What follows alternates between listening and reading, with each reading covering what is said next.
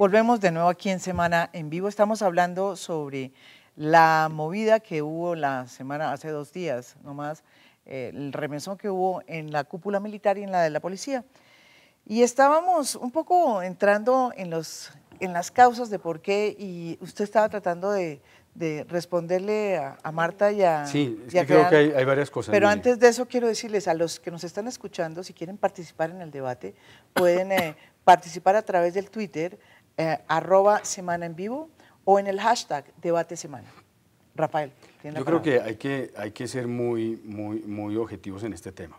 Mire, los resultados que el presidente Santos muestra como favorables en la ejecución del plan de Espada de Honor no lo son tanto, no lo son de hecho. El plan de Espada de Honor, ustedes lo saben, a 31 de diciembre se propone reducir a la FARC al 50%, 31 de diciembre de este año. Y resulta que el último conteo de las fuerzas militares señala que tienen prácticamente el mismo número de integrantes que en agosto del año 2010. Sí. Esa es una realidad. ¿Por qué ocurre? Porque la dinámica de la guerra ha cambiado. Y por eso comparto lo que decía Marta Ruiz hace un instante. Esto no se puede seguir midiendo con número de capturas, que terminan siendo falsas capturas en las estadísticas del Ministerio de Defensa Nacional, lo puedo comprobar ahora, ni tampoco con litros de sangre, ni individuos dados de baja en combate legítimo. Aquí necesitamos una visión mucho más amplia, porque la guerra irregular es muy compleja y lo que nosotros estamos es aplicando viejas fórmulas a una situación completamente diferente que ha planteado las FARC, y en ese sentido comparto plenamente la visión de Marta Ruiz. Otro aspecto que yo quería señalar, mire, yo sí creo que aquí hay unos temas relacionados con el cambio de la cúpula. El caso del general Mantilla, lo que ha salido publicado en algunos medios de comunicación hoy, que confirma las versiones que personas de la fuerza pública y muy cercanas a ella me habían dicho de meses atrás, el trato duro y a veces grosero del general Mantilla con el señor ministro de la Defensa, Juan Carlos Pinzón, inclusive el hecho de que públicamente lo trate como Juanca. Pero eso pero por eso se cambia una cópula. No, me perdonan, pero es que cópula, aquí, y lo sabes, mi general Salcedo Lora, en la estructura de las fuerzas militares, el respeto por el ministro de la Defensa, el respeto por los generales es una regla y una norma básica con la cual funciona la milicia. Cuando hay un trato duro y grosero de un general, por muy importante que sea, en este caso el comandante del ejército con el ministro de la Defensa, pues no, esto no se puede aceptar, es que de por medio está el Estado de Derecho y el principio democrático de sujeción de la fuerza pública al poder civil. Yo quisiera, ¿usted tenía ganas de contestarle? No. Bueno, no son ganas de contestar, es que simplemente, o sea, yo no puedo entender o admitir que un general maltrate al ministro y no pase nada. Ese general se va. Y los casos que planteó el doctor Gallón hace un rato, de todos los generales, que casi todos ministros de defensa o comandantes de ejército, fue precisamente porque tuvieron una fricción fuerte con la presidencia de la República particularmente, y entonces todos salieron, y salieron orgullosos de haber planteado una situación que según ellos era la de defensa de los intereses militares, de manera que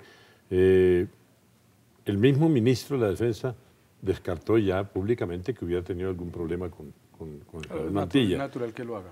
Sí, no, pues, o sea, si es la persona más indicada para hacerlo, ya lo hizo.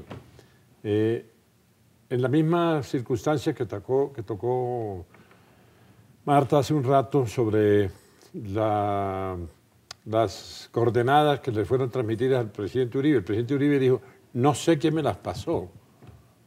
Entonces, una información tan delicada... No la iba a contar, ¿no? Precisamente, una información tan delicada, si no tenía comprobación o no conocía el origen, pues a él era que había que preguntarle quién fue el autor o quién le pasó a usted la información. Y dijo, no sé, eso me llegó por un canal diferente, reservado, secreto, como quieran. No era un periodista que estaba defendiendo pues, una fuente. Entonces, si el presidente Uribe no aclaró, mucho menos va a quedar en la duda de que pueda haber una retaliación ahora contra cualquiera, porque es que cambiaron toda la cúpula. Entonces no hay un caso individual que del general Mantilla con el señor ministro o de cualquiera de los otros generales en cualquier otra relación. Cualquiera puede tener un motivo personal para salir. Hubiera debido salir ese individuo solo sin necesidad de cambiar toda la cúpula militar. Sí. Los cambios en la cúpula, como lo dijo el doctor Gallón, le parece que esos son los cambios que normalmente se realizan una vez al año, 2 veces al año, 3 veces al año. Hay cúpulas que se aceleran. En mi caso particular, por no haber hecho un relevo de la cúpula, me salí yo perjudicado. De manera que si hubieran hecho el relevo de la cúpula con el cambio de gobierno, de pronto yo en este momento no sería un mayor general, sino un general de la República, un general full. Pero, repito, esas son cosas coyunturales y yo nunca me quejé de eso, ni me estoy quejando ahora, mucho menos, sino que son cosas que suceden, que son cosas que suceden. Yo estoy orgulloso de haber llegado donde llegué y sigo pendiente de mi fuerza pública, de mi ejército, de mi fuerza militar. Soy amigo de todos estos caballeros que están siendo hoy promovidos a la cúpula, son casi todos alumnos míos en diferentes oportunidades, o en el curso de Estado Mayor o en el curso de Altos Estudios Militares, de manera que los conozco mucho, los visito con frecuencia, a donde en los diferentes comandos, así como visité al general Barrero cuando estaba comandante de la 3ª Brigada, después de la 3ª División, después del Comando Conjunto, y volteó la torta totalmente en la opinión de los departamentos del Valle, de Cauca y de Nariño. Es una labor importante, la influencia que tiene con la comunidad indígena, que es tan difícil de manejar, para él fue realmente por su calidad humana y por su contacto con la comunidad, cambió las situaciones allá. No, digamos, yo creo que es cierto que hay una cierta normalidad en los cambios de cúpula. Esto es un poco exagerado, estoy de acuerdo con Rafael, son 3 cúpulas en 3 años, es bastante, normal. Y es más aún en final de gobierno, o sea, ¿para qué el presidente cambia la cúpula faltándole un año, a no ser que piense que se va a quedar más tiempo y que esta cúpula lo va a acompañar un poco más?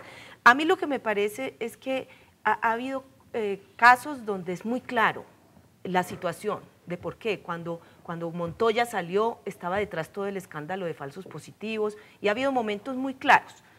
Acá todo esto da la sensación que fuera algo más bien interno, de algo que está pasando. Me pregunto es si tiene el país derecho a saber o no, por qué cambian una cúpula que aparentemente es exitosa.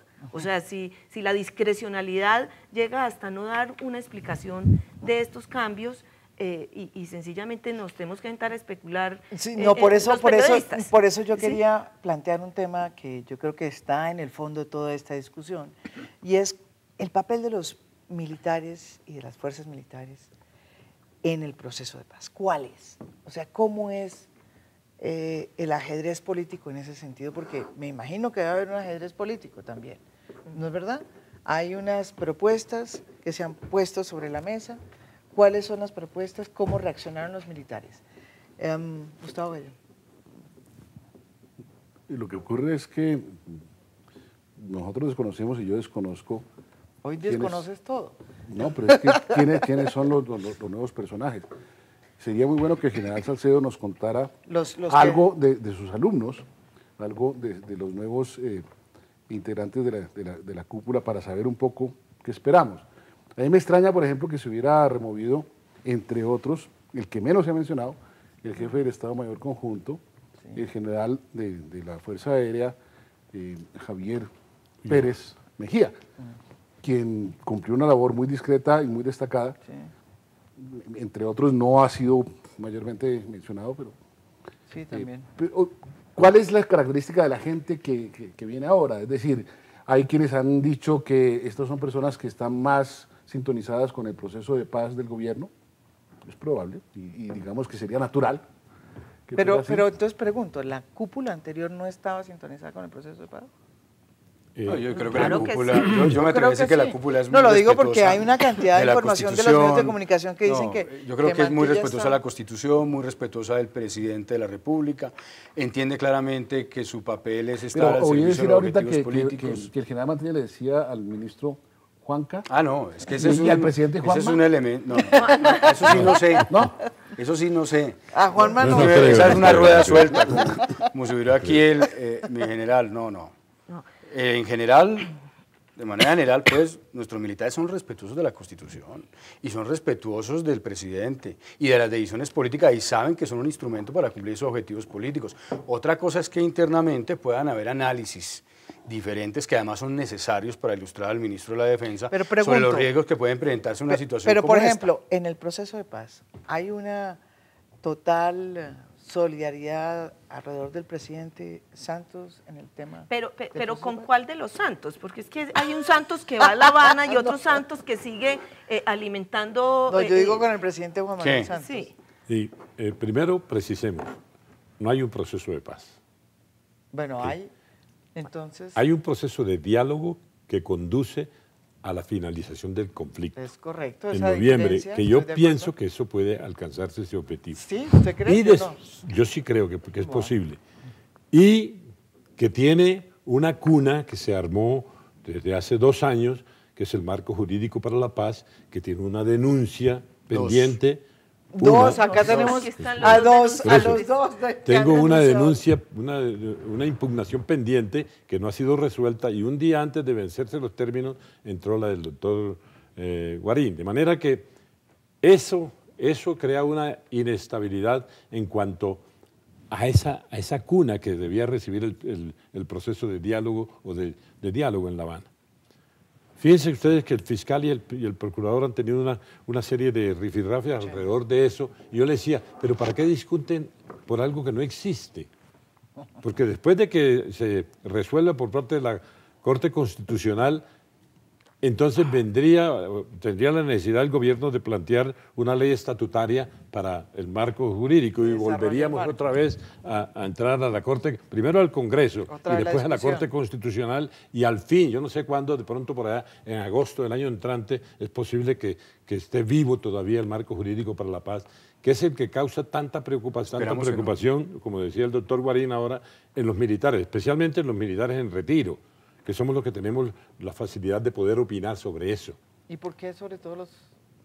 Porque, créeme lo que te estoy diciendo, los militares en servicio activo casi que no tienen tiempo para pensar en eso que está allá en La Habana porque tienen unas tareas muy directas y muy pendientes. Ellos, nunca usted encuentra un comandante de fuerza en su comando. Un día de pronto. Mantilla es uno de los que sale desde el lunes y regresa el jueves o viernes porque está metido directamente en las operaciones de su ejército. Y el comandante de la Armada tampoco para aquí. Y el comandante de la Fuerza ahora vive en un avión.